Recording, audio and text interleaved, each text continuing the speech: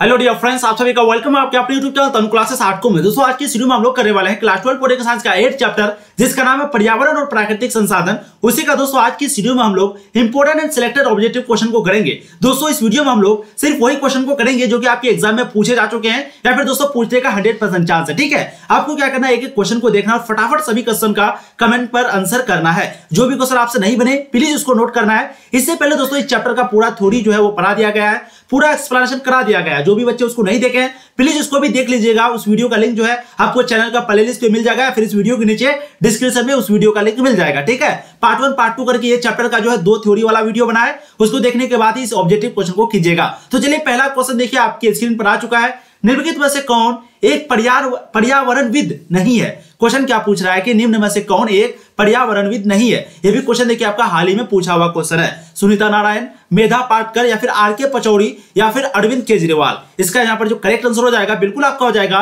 वो है अरविंद केजरीवाल। ठीक है, तो अरविंद केजरीवाल जो है वह एक पर्यावरणविद नहीं है। ठीक है, देखिए नेक्स्ट क्वेश्चन आ रहा है आपका 2। यहाँ पर पर्यावरणविद क्यों नहीं कहा गया है इसको? क्योंकि अगर आप वो लोग एक थोड़ा सा जानते होंगे, न्यूज वगैरह में भी कभी कभी चलता है, वहां पर एक नदी है जो नदी अभी भी गंदा है। ठीक है, तो उसका जो बहुत सारा रीजन बताता है कि यहाँ पर जो है फैक्ट्री वगैरह के कारण वो गंदा रहता है, यमुना नदी, तो उसकी जो साफ सफाई है अभी तक नहीं हुई है, इसलिए यहाँ पर कह रही है। ठीक है, और एक चीज जो आप हमेशा सुनते होंगे कि दिल्ली में जो है पोल्यूशन हमेशा रहता है, तो इसके कारण केजरीवाल को जो है अरविंद केजरीवाल को पर्यावरणविद नहीं माना जाता है। बाकी बिजली फ्री, सब कुछ फ्री है, लेकिन वहां का जो प्रदूषण है वो बहुत ज्यादा खराब है। इसके पीछे भी बहुत ज्यादा रीजन है। सबसे पहले घनी आबादी, बहुत सारा फैक्ट्री है वहां पे, इसके कारण। ठीक है, अब देखिए इस क्वेश्चन नंबर 2। 1987 में हुए मॉन्ट्रियल समझौता में मुख्य परिणाम क्या आया था? 1987 में हुए मॉन्ट्रियल समझौता में मुख्य जो परिणाम है वो क्या आया था?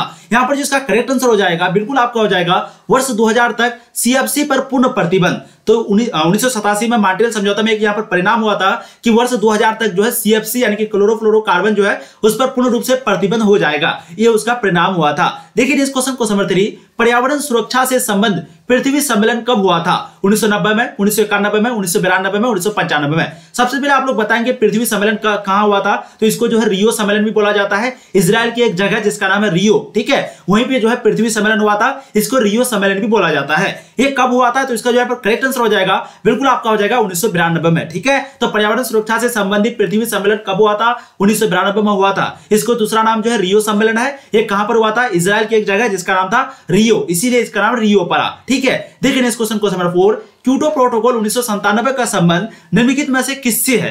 जलवायु संरक्षण से, वायुमंडल संरक्षण से, पर्यावरण संरक्षण से या फिर वन संरक्षण से? ये जो क्योटो प्रोटोकॉल है जिस पर भारत ने भी जो है हस्ताक्षर किया था, तो इसका जो संबंध है निम्नलिखित में से किससे है? इसका जो यहाँ पर करेक्ट आंसर हो जाएगा बिल्कुल आपका हो जाएगा पर्यावरण संरक्षण से, यानी कि ऑप्शन सी आपका करेक्ट आंसर होगा क्वेश्चन नंबर 4 का। ठीक है, तो क्योटो प्रोटोकॉल जो है 1997 का जो संबंध है वो पर्यावरण संरक्षण से, करेक्ट आंसर आपका ऑप्शन सी हो जाएगा। देखिए इस क्वेश्चन नंबर 5, निम्नलिखित में से किसको बढ़ने पर वैज्ञानिकों ने अनुमान लगाया कि 50 वर्षों में वनस्पति और प्राणी जगत की हजारों प्रजाति लुप्त हो जाएंगे? क्योंकि हम लोग दोस्तों इस चैप्टर में पढ़ते हैं पोल्यूशन के बारे में, पर्यावरण के बारे में, और यहां पर देखते हैं कि पर्यावरण से क्या क्या नुकसान होती है। ठीक है, जैसे कि हम लोगों ने देखा कि जो विकसित देश है वो कहीं ना कहीं विकासशील देश से ज्यादा पर्यावरण को दूषित करता है। ठीक है, तो इसलिए क्या होता है, उन लोगों को यानी कि जो विकसित देश है उसको ज्यादा खर्च करनी चाहिए, ज्यादा पर्यावरण को बचाने के लिए उसको एक प्रकार का बोल सकते हैं कि सही से उसको संतुलन बनाने के लिए खर्च करनी चाहिए। ठीक है, तो वही चीज यहाँ पर पूछ रहे हैं कि निम्नलिखित में से किसको बढ़ने पर वैज्ञानिकों ने यह अनुमान लगाया कि 50 वर्षों में जो है वनस्पति और प्राणी जगत की हजारों प्रजाति जो है वो लुप्त हो जाएंगे। यहां पर जो करेक्ट आंसर आ जाएगा बिल्कुल आपका हो जाएगा वायुमंडलीय तापमान बढ़ने से।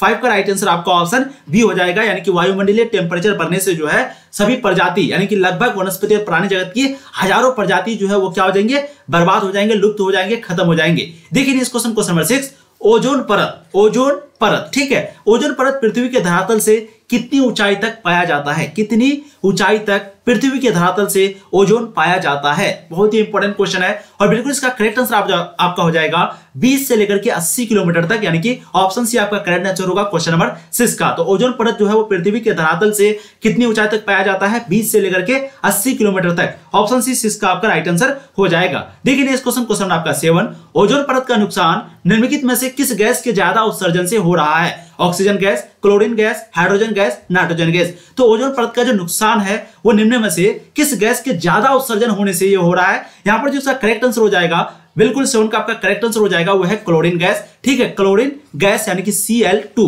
इसका शॉर्ट फॉर्म में कभी कभी आपको आंसर दे देगा, तो आप ध्यान दीजिएगा। ओजोन परत का जो सबसे ज्यादा नुकसान है वो निम्नलिखित में से क्लोरीन गैस से होता है। तो 7 का जो करेक्ट आंसर है बिल्कुल आपका हो जाएगा क्लोरीन गैस, ऑप्शन बी। ठीक है, चलिए 6 1 सेकंड 6 का जो करेक्ट आंसर है 1 second, sorry for that, 1 second 1 का मैंने आपको बहुत सॉरी फॉर दैट, 6 का जो करेक्ट आंसर आपका ऑप्शन बी होगा। 1 सेकंड, ठीक है, 6 का आपका करेक्ट आंसर क्या हो जाएगा, ऑप्शन बी होगा, 10 से 15 kilometre. Sorry for that, ozone परत जो है पृथ्वी के धरातल से कितनी ऊंचाई तक पाया जाता है, 10 से 15 किलोमीटर। करेक्ट आंसर आपका 6 का ऑप्शन बी हो जाएगा। बहुत अच्छी बात है। चलिए देखिए इस क्वेश्चन नंबर 7 आपको बता दिए, यहाँ पर जो क्लोरीन गैस निकलता है, यानी कि क्लोरीन गैस की वजह से सबसे ज्यादा ओजोन परत पर नुकसान पहुंचता है, Cl2। ठीक है, और एक CFC का फुल फॉर्म क्या होता है, क्लोरोफ्लोरोकार्बन, कभी कभी आपको पूछ देता है। देखिए इस क्वेश्चन नंबर 8, ओजोन परत के नुकसान से मानव को निम्नलिखित में से किस प्रकार के रोग हो सकते हैं। यानी कि अगर ओजोन परत का खत्म हो जाएगा, ओजोन परत में छेद आ जाएगा, O3 में अगर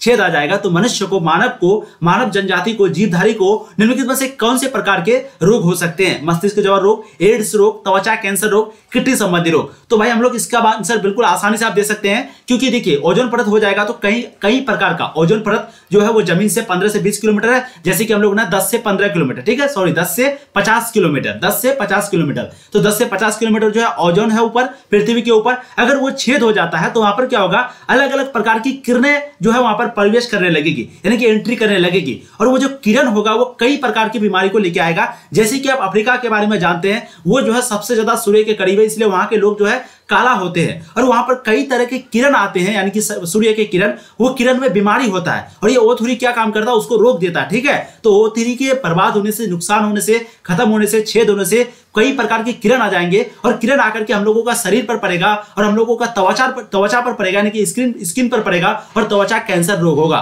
तो 8 का जो करेक्ट आंसर है बिल्कुल आपका ऑप्शन सी राइट आंसर हो जाएगा।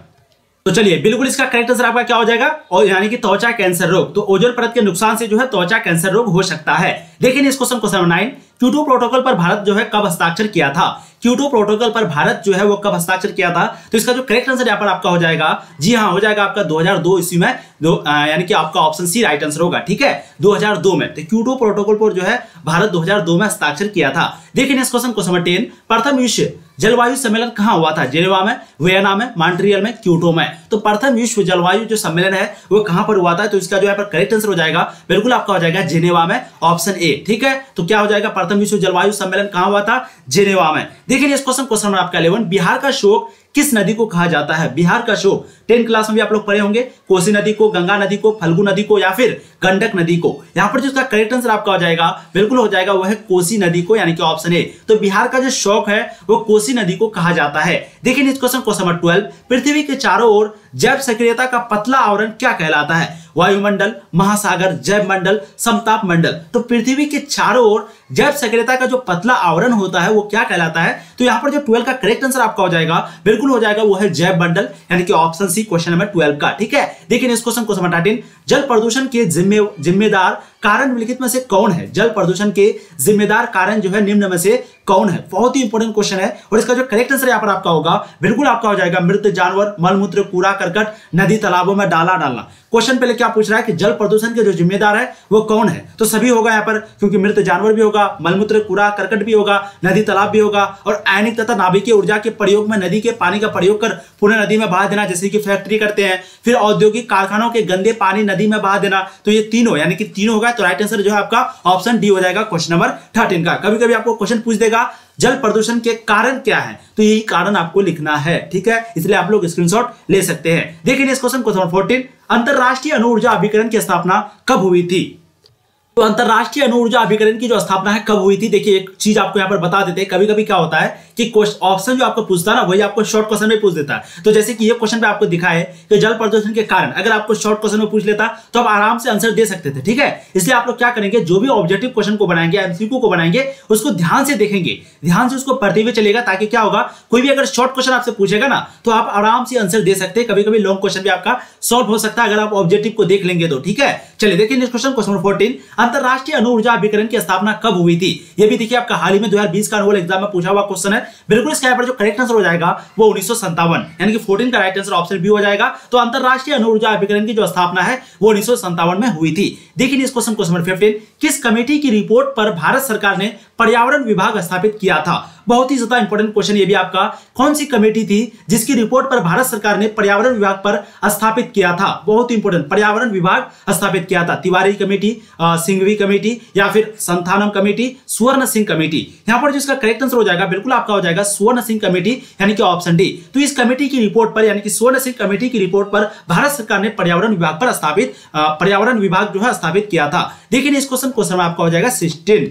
चलिए ये भी क्वेश्चन देखिए आपका बहुत ही ज्यादा इंपॉर्टेंट क्वेश्चन है। क्वेश्चन क्या पूछ रहा है कि पर्यावरण पर पहला अंतरराष्ट्रीय सम्मेलन कब हुआ था? देखिए आपका 2021 का बोर्ड मॉडल आपका क्वेश्चन है 1972 में, 1975 में, 1984 में, 1995 में। तो पर्यावरण पर पहला अंतरराष्ट्रीय सम्मेलन जो है वो कब हुआ था? यहाँ पर जिसका करेक्ट आंसर हो जाएगा बिल्कुल हो जाएगा दोस्तों वो है 1972 में, यानी कि ऑप्शन ए आपका 16 का करेक्ट आंसर हो जाएगा। ठीक है, 1972 में पर्यावरण पर पहला अंतरराष्ट्रीय सम्मेलन हुआ था। ठीक है, देखिए इस क्वेश्चन हो जाएगा आपका कितना 17। पर्यावरण और विकास पर होने वाला संयुक्त राष्ट्र सम्मेलन जाना जाता है। यह भी आपका 2021 का बोर्ड मॉडल क्वेश्चन है। तो पर्यावरण और विकास पर होने वाला संयुक्त राष्ट्र सम्मेलन जाना जाता है पृथ्वी सम्मेलन के नाम से, शिखर सम्मेलन या फिर वार्षिक अधिवेशन या फिर इनमें से कोई नहीं। तो इसका जो यहाँ पर करेक्ट आंसर हो जाएगा बिल्कुल आपका हो जाएगा वो है पृथ्वी सम्मेलन, ऑप्शन ए आपका करेक्ट आंसर हो जाएगा। ठीक है, तो पर्यावरण और विकास यानी कि पर्यावरण और डेवलपमेंट पर जो होने वाला संयुक्त राष्ट्र सम्मेलन है उसको हम लोग पृथ्वी सम्मेलन के नाम से भी जानते हैं। देखिए इस क्वेश्चन आपका 18, पर्यावरण सुरक्षा के लिए सबसे पहला अंतरराष्ट्रीय सम्मेलन कहां पर हुआ था?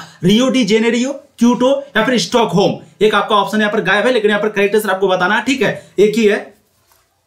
चलिए बिल्कुल इसके यहाँ पर करेक्ट आंसर आपका हो जाएगा स्टॉकहोम। ठीक है, तो पर्यावरण सुरक्षा के लिए सबसे पहला जो अंतरराष्ट्रीय सम्मेलन है वो कहां पर हुआ था? स्टॉकहोम में हुआ था। कब हुआ था ये भी आपको ध्यान रखना है। तो 1992 में सबसे पहला जो बैठक हुआ था यानी कि 1992 में स्टॉकहोम में। 1972 की संयुक्त राष्ट्र संघ की बैठक के बाद यानी कि 1972 में जो है संयुक्त राष्ट्र संघ की बैठक हुई थी। उसके बाद जो सबसे पहला सम्मेलन हुआ था अंतरराष्ट्रीय सम्मेलन वो 1992 में स्टॉकहोम में हुआ था। तो करेक्ट आंसर जो है पर आपका ऑप्शन सी राइट आंसर होगा। देखिए इस क्वेश्चन आपका 19, 1992 में किस शहर में पृथ्वी सम्मेलन हुआ था? क्योटो में, रियो डी जेनेरियो में, लंदन में, न्यूयॉर्क में। तो 19 का यहाँ पर जो करेक्ट आंसर हो जाएगा, तो यहाँ पर देखिए आप लोगों को ध्यान रखना है, आंसर जो है वो गलत नहीं लगाना है। 1992 में किस शहर में पृथ्वी सम्मेलन हुआ था? तो इसका यहाँ पर करेक्ट आंसर है बिल्कुल आपका हो जाएगा रियो डी जेनेरियो। 1992 में हुआ था, ब्राजील के रियो डी जेनेरियो में। इसमें लगभग 170 देश हम लोगों ने पढ़ा था। वहां पर गूगल में अगर आप सर्च करेंगे तो वहां पर आपको 172 मिलेगा, लेकिन आपका बुक में दिया हुआ 170, तो इसलिए आपको 170 ही ध्यान रखना है। ठीक है, तो लगभग इसमें 170 देश शामिल हुआ था। और हाल ही में सन 2021 में जो है नई दिल्ली में यह चीज आयोजन हुआ था। 2021 में कहां पर? 2021 में नई दिल्ली में पृथ्वी सम्मेलन आयोजित हुआ। तो 1992 में किस शहर में पृथ्वी सम्मेलन हुआ था? रियो डी जेनेरियो में। यह भी क्वेश्चन देखिए आपका पूछा हुआ क्वेश्चन है। टोटल इसमें 170 देश शामिल था। इससे पहले वाला क्वेश्चन क्या था कि पर्यावरण सुरक्षा के लिए सबसे पहला अंतरराष्ट्रीय सम्मेलन कहां हुआ था? तो ये आपका स्टॉकहोम में। ध्यान दीजिएगा कब हुआ था? तो 1992 में यह भी हुआ था, लेकिन बैठक जो सबसे पहला 1972 में हुआ था इस चीज का। देखिए एक और क्वेश्चन आपको करवाया कि पर्यावरण और विकास पर होने वाला जो संयुक्त राष्ट्र सम्मेलन है उसको क्या कहा जाता है? तो उसको पृथ्वी सम्मेलन कहा जाता है। तो चलिए आज हम लोग जो है टोटल 19 क्वेश्चन किए। ये सभी क्वेश्चन जो है आपका इंपॉर्टेंट था पॉलिटिकल साइंस को लेकर के। तो आपका 8 चैप्टर कंप्लीट हो गया, 9 चैप्टर आपका कल आ जाएगा, यानी कि कल आपका 9वां चैप्टर कंप्लीट हो जाएगा। बस एक बुक आपका खत्म, यानी कि जो समकालीन विश्व राजनीति है